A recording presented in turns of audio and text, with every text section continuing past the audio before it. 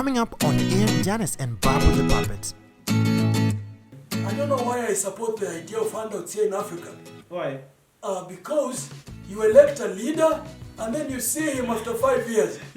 So, what would you tell somebody planning to come to America? What are some of the things he should know? He or she Hey, Babu, go Hey. Presidency has been one of the worst episodes of American history. People rarely talk of Tom Mboya, yet is the reason why we got that black president right there. As we laugh at other times, we can actually be more serious. Yeah, exactly. No, laughter is good. It's good for the soul. Oh yeah, it's good for the soul, but yeah, some information to better this society is also very good, you know. Very, very good. Yeah.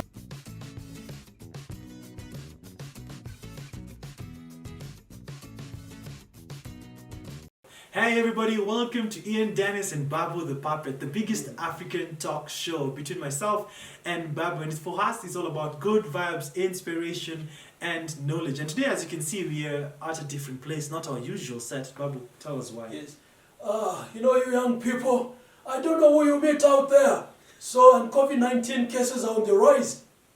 I can't trust you to come to your place. So today we are at Puppet 254, Babu's home. Oh yes, my home. Yeah. Puppets 254. And yeah, there's also Project Hand Up right here. So Yeah. this is my home. This is where I reside. This is where I live, man. Yeah, so because of the rising, rather the number of cases that are rising, we decided now let's just do an online show today. And but usually just to let you know that the best place for good furniture is Victoria Court, and they always let you know that Makasiriko does happen. But if Makasiriko does happen, always go to Victoria Court where they'll give you good furniture. So today's show, we just want to discuss about the biggest thing that's been happening all over the world. All Kenyans literally had a visa approved by the United States, apparently. Because you're all watching the American election. Who are you bidding for? I should You be at the got my States. drift. No, Who are you first- bidding for? First, I've had my visa for the longest time. Yeah. So I think I should be at the States right now. So I was bidding for Biden himself. That is my age mate. And you know, the world is moving from young leadership to the old, you know. The world is much safer. Babu, you've always been insisting on the older people. Yes, So just what is the reason why? What is the reason why you're bidding for Biden? that is where wisdom lies. Uh-huh. Yes, he's my age mate. These are people that I grew up with. Yeah, I think I can be able to relate better with somebody like Biden and like somebody who's a little younger than me. And that's why and you know, I liked his policies better. What exactly do you like? Because I'm sure you're always watching. Anytime I come visit you, you're always on CNN, BBC, Yeah. just checking out things that are happening. What exactly do you like? Because you're the one who followed the election much more closely than I did. He stood for a just, fair, and just a beautiful society that caters for all, not the black, not the whites, not the pink, not the Asians or anyone. You know, he stood for everybody. Interesting. And I hope Yeah. that is exactly what he's going to do under his presidency. And I'm actually quite excited because we also have the first female vice president, Kamala, which is Oh. quite exciting also. And Kenya, I know we're trying to do also something similar by trying to force it amongst ourselves. Now, That let me- every governor that now it's a bill has to be a female. For me, I saw that thing. I'm like, why? Are we trying? What's your opinion about that? Okay, I like it when leadership spreads to the young, to the women, and to everybody. But most importantly, we need good leadership. Yeah, because I think It's not a case of just... gender leadership is not a question of gender. We It's just a- need good yeah. leadership. And that's what metropolitan. It doesn't matter if it's female, male, whichever it is. But Larry, what's it called? Babu, do you know what exactly was my highlight through it all? No, I don't. Me, my highlight was just seeing a Kenyan on international broadcast station, BBC, just, what's it called? I think I reporting. Larry Mado for me stood out. Oh, I thought you were talking about Obama. Nah. Because he was at the center of these elections. Yes, Obama was the president. Yes, it was. But for me, I felt much more proud because it's someone who has actually played a role in my journey, and it just showed me that it's quite possible. Like, you know, the way women also are very excited because there's a female vice president. For me, I was very excited because I saw a Kenyan on an international platform and just communicating to the whole world. For me, that completely stood out. I know, Larry. Yeah. That is just a wise old man in a young suit. It's not old, He's Babu. no. He's wise. That is what I mean.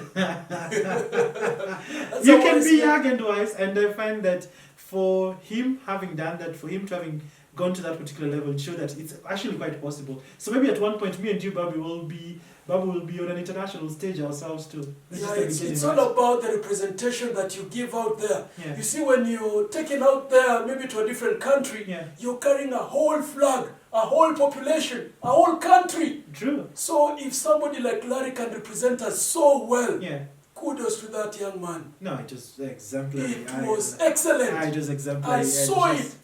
It is quite exemplary. For me, that's primarily what stood out. I don't care whatever happened within whatever the elections. For me, it was like, yes, it happened. It's for the American people. But something quite interesting that we're going to be doing on Babu is that I'm going to be connecting us to some of our friends in the United States and just trying to find out how exactly they're doing, how... but again, before you go there, yeah. what is the precedence that has been set by American elections to the Kenyan people? In my opinion, I Yes. find that the precedent that has been set is that you can have a just process Yes. in terms of the election, whereby, elections become fair and square, so whoever deserves to win gets to win.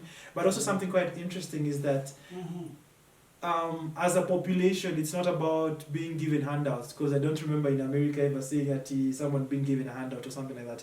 It's all about electing leaders who can make a difference for all of us, because I believe the purpose of the electoral process is just to enable us have leaders who are of value and can create an environment where we can all prosper.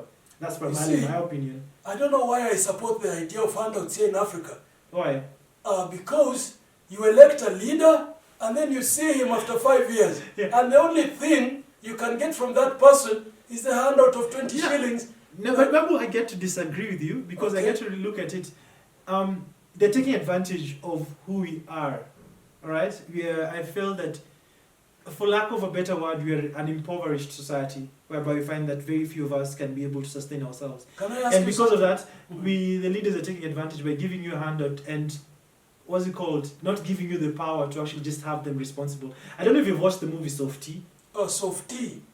No, I was supposed to go with you, but let me just tell you, you're too old to go to the theater. Yeah. So No, Softy, I do go, man. I'm not for that now, old. because of COVID right now. Okay. But whatever, once things open up, I'll take you to the movies.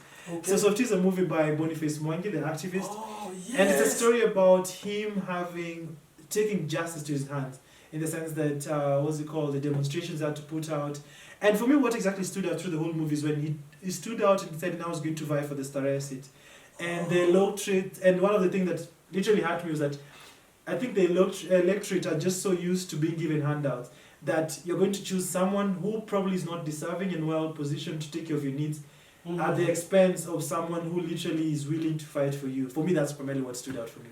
But again, how have we defined leadership as a continent and as a country? You know, to us, the people down here, leadership is about service. But at the same time, we expect these people to spend so much money on elections that they have to recover it. So That's not an unfortunate scenario, but you find that in the instance, let me just give Softy as an example. okay. Because yes, fundraising goes a long way in terms of any leader going into office, because of course you need to mobilize and do all that stuff. But for Boniface Mwangi, literally had the electors actually just support him. And they still the same thing also about the different camps. Even when Trump was trying to, he's trying to seek to go to the Supreme Court and all that stuff. He's asking his voters and supporters to actually send and support money. So you find that as a country, also for us, we need to look at this is the person who wants to stand for us. Let's support him with our kidogo money. Okay. Yeah, it's not about, because if they're going to spend, of course, for them it's business. If they spend all this money, you have to recover it. He has to recover it. And unfortunately, that's the cycle. We are taking it as a business, not as a service. And whether you take it or not, you suffer the consequences. Yes, unfortunately. Yeah, Yeah, unfortunately. so hopefully we're going to learn something from this. But for this particular juncture, Babu, I want us to dive in. So thanks so much to our guest for having joined us. They're joining us via our online platform. And just the first question I wanted to ask you, how is it being a Kenyan in the States? Ian, it's my pleasure to be on your show. Like you said, my name is Chris Wamalwa. I'm a Kenyan journalist based here in the US. I've been in the US for close to, oh, right now I'm clocking my 18th year. And it's been, of course, an interesting experience because I was born in Kenya, raised in Kenya, went to schools in Kenya, went to college in Kenya for the most part. But now it seems like the later part of my life, I'll be in the US. I have a family, have kids, I'm raising kids in the US. I think being a Kenyan in the States is just the same as being a Kenyan anywhere. If you're a Kenyan, utaongea Kiswahili, like the Kenyan in you can never leave you. I think maybe you just become more proud to be a Kenyan, to be honest, because sometimes they say you never miss the water until the well runs dry. So I think Kenyans in the States love their country more.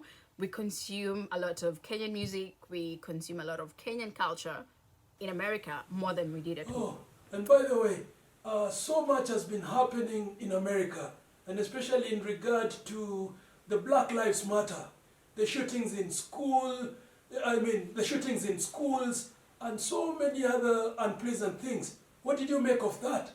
The question of racism and police brutality has become a very polarized conversation, simply because of the atmosphere that the current president sets.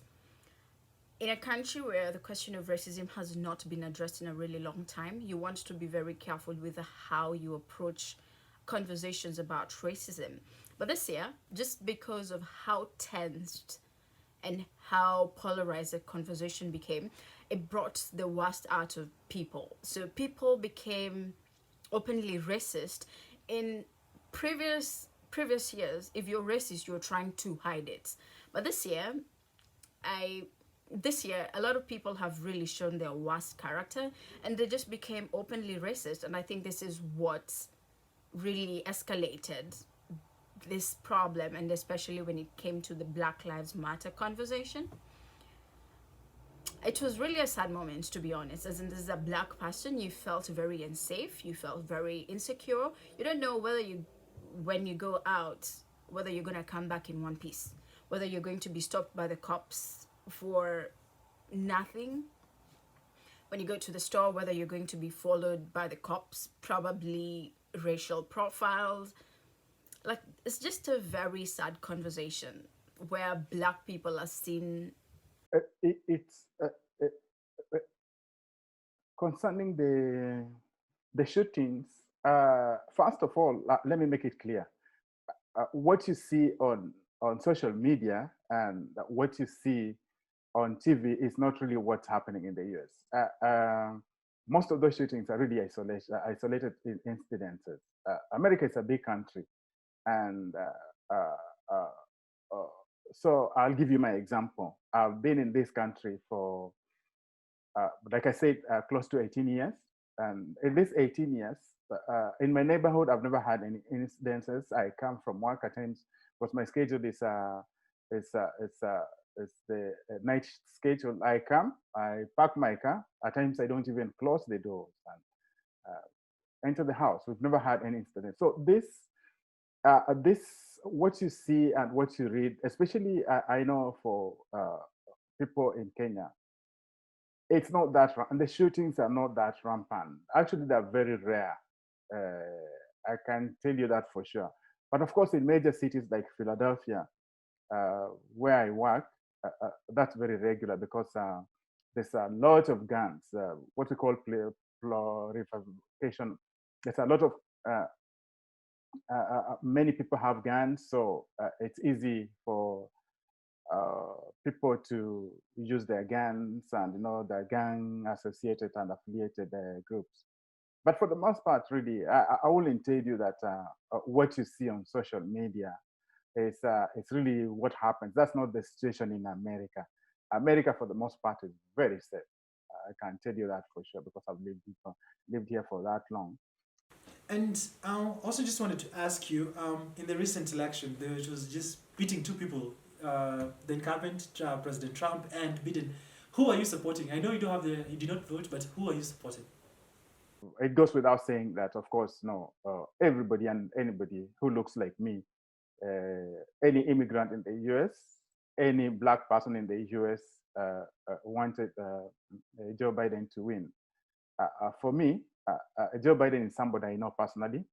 I live in his neighborhood.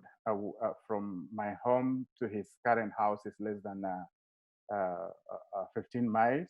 Joe Biden for obvious reasons, but I think for a lot of people, the excitement of having a normal political atmosphere, like having a sigh of relief after the sitting president, Donald Trump, lost the elections, was probably the most exciting moment for a lot of people. Okay, so right now, we do have President-elect Joe Biden. I like him, by the way. Yeah? So what did you make of the past presidency of Trump? Trump's presidency has been one of the worst episodes of American history, and I believe that's how it's going to go down. Trump has been a chaotic person personally, so his leadership has been chaotic.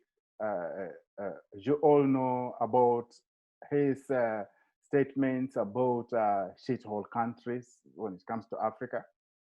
That's what he thinks about Africa, and that's what he thinks about black people. So right now, because you have a president-elect in Joe Biden, what do you look up to, what rather do you look forward to during his presidency? Measures of student visas. I feel like they should just have a friendly policies that allow people to also explore the opportunities that are in this country, because there's a lot of opportunities, and I think that is why a lot of people choose to immigrate, just because of the opportunities that are in this country. If there is a way that this country would afford more people to explore the opportunities, well and good. However, I don't know how this is going to roll out, but I really hope that it can happen. And of course, the question of race, I hope it gets addressed. And I think this is just it. But I've been more interested about Biden's Africa policy, and as it is, in fact, in my recent writings, I interviewed a number of policy experts here, and many people think that his policy and agenda is going to be inclusive, recognizing international institutions like the UN, like WHO. Of course, he's going to reinstate the refugee policies, something that has benefited so many people from Africa, especially from Ethiopia and Somalia. We are looking forward to him, creating an environment where immigrants feel at home, because as you know, this country is an immigrant country. That's how it was created. So for the last 4 years, there's been a lot of apprehension about immigrants. There's been a backlash about people that look like me. So we are hopeful that things are going to change. So what would you tell somebody planning to come to America? What are some of the things he should know? He or she, path. Hey, Babu, Hey. I ask you a question, Babu. Okay, my question comes. Yeah.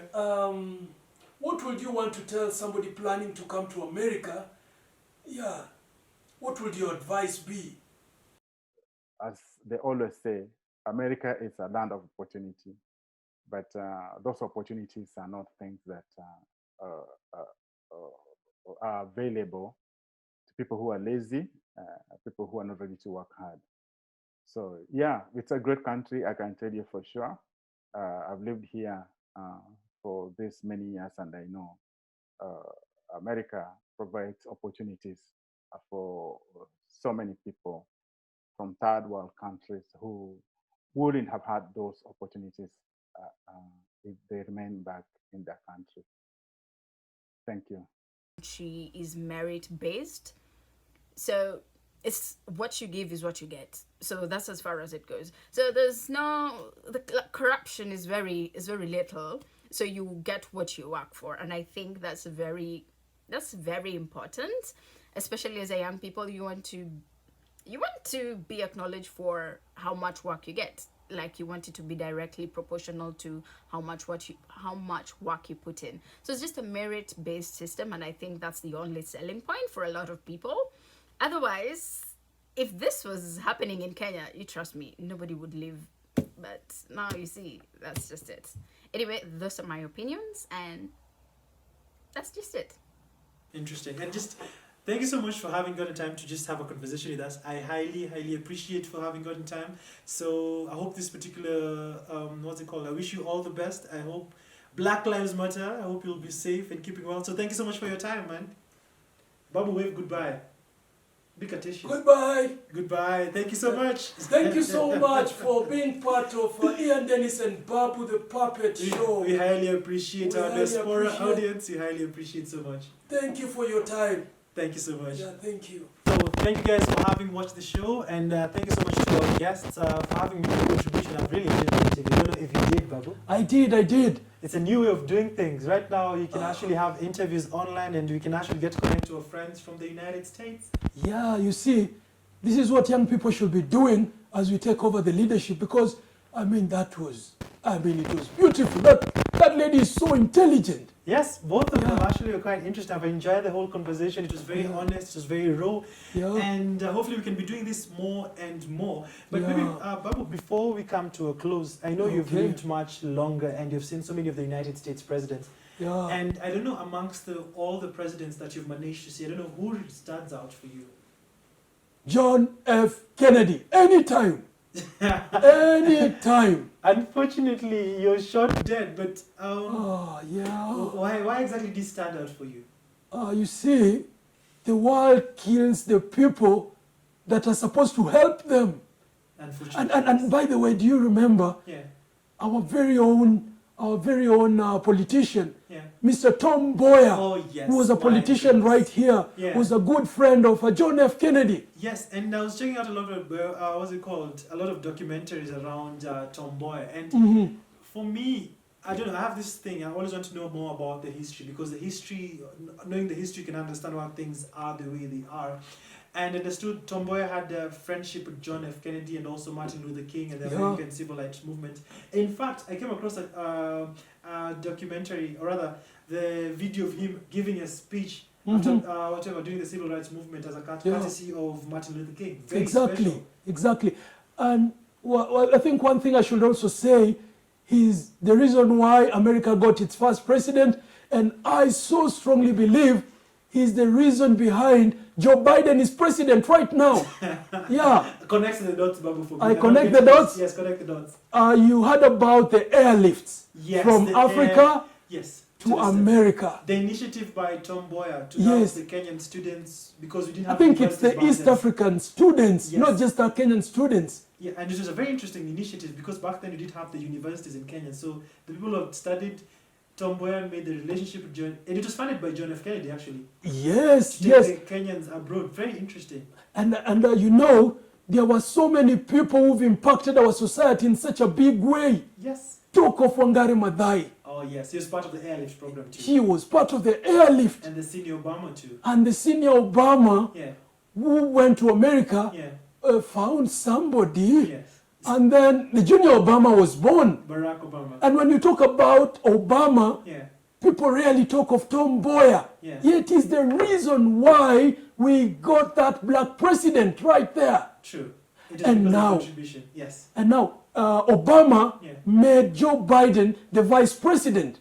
And just like that, Biden was seen by the Americans because of the impact they were able to make as a duo. Yes. And now he is the president of America. Tom Mboya was the reason. That is my thinking. No, actually, when you connect the dots, looking back as to the things that happened back then in the 60s to what is exactly happening now, that's actually profound. Exactly. And that is why the old, I mean us, are supposed to be given the mandate to run this society. No, not really. I think also the young people, because you can see that Tomboya was in his 20s when he was doing all these things. He was a very young guy. Yeah. And I don't know if he was 29 when he went to the States to make the speech with the civil, and he was young. And he was a very brilliant chap. I wish he was not killed. Unfortunately, the society kills those who were supposed to actually bring the change. Because Tomboya was brilliant. Exactly. And you know, the reason I talked about the old, it took an old man like me to make you see what I mean. No, when you look back, and that's why I enjoy having time with you, Babu, because I get to learn. And I think also because I do a lot of research, I also get to, you're helping me connect the dots. Oh yeah, exactly. So that says something about our current leadership. Don't do something just to last for the 5 years you're there. Do something that can impact people way after you're gone. And we still feel the impact of Tomboya many years after he's gone. And I think, unfortunately, we also saw recently that he was his statue was removed. Hopefully, they can actually bring it all back, because he was a leader who did quite much. For the little time he managed to lead, he managed to have a very big impact. And it goes to show all the leaders and everybody who wants to vie for office. Let's just have and it also reminds me, it reminds me of people like Sankara, Patrice Lumumba, and so many other people whom we still feel their impact to date. And I think, Babu, we need to have a special segment whereby we just really look at history and just have a conversation around history, some of our leaders, because I understand a lot of you guys who are watching this show, because I'm checking out analysis from our YouTube channel, most of our audience between 25 and 34. So I think early 90s, late 80s are our our audience. But I think through that we need to be recounting a lot of history so that people can actually get to learn and it can be very impactful. As we laugh at other times, you can actually be more serious. Yeah, exactly. No, laughter is good. It's good for the soul. Oh yeah, it's good for the soul. But some information to better this society is also very good. It's very, very good. Yeah, exactly. Thank you very much, Babu. Thank you so much, Babu. And what's it called, guys? We have unfortunately come to the end of the show. I wish we can go on and on, but until next week, guys. And before as we wind up, we just want to say a big thank you to Victoria Court for always supporting us, giving us a beautiful set, and as they let you know that Makasiriko does happen, if Makasiriko happens on your end, ensure you have good furniture. And also I want to say a big thank you to Ting, who have actually been supplying our guests with bubble gums, the beautiful bubble gum. Did you say bubble gum? Babble. Okay. Babble. I see, I hear you. But actually that's a good idea. And thank you, Puppets 254, for giving us a place to shoot this particular episode. Thank you very much. We highly appreciate Puppets 254 for enabling us to actually just film this particular episode. Thank you. It's like a DIY episode. Me and Babu, we set up, we filmed ourselves because of COVID. And we engaged our guests through, our computer right here. So until next time, ladies and gentlemen, I'll see you. And sure, if you're not subscribed, subscribe right now to our channel. Ian Babu. Dennis and Babu. Ian Dennis and Babu the Puppet. All right. Until next time, guys, thank you so much. Bye-bye and see you. Bye. Yeah, man. Awesome.